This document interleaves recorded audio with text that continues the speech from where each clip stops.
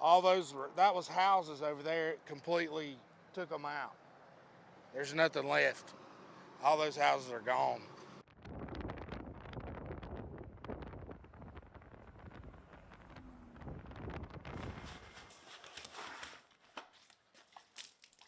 It took at least 2 days to recede. I mean, you see we still got guys pulling out water. The area is multiple detours.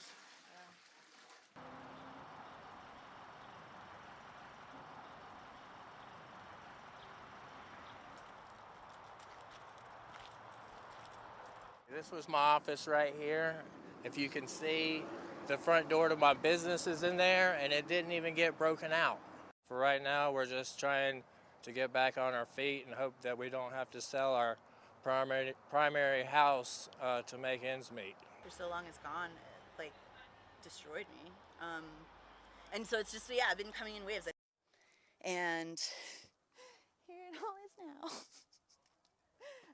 The flood water, like, I thought it was just a flood, but then when I got in here, I realized it was like a river raging through the building, like, with so much power, because everything is just like all shook up and broken.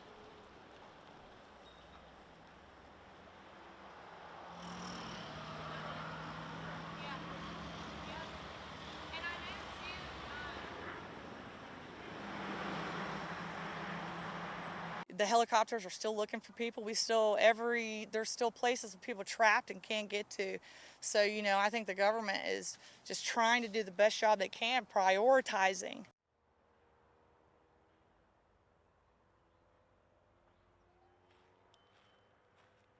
They're sending billions of dollars to Ukraine, and they're not really doing much at all here. There are a lot of people who need it, like these folks back here that lost everything they got, their homes. They're living in tents by the river.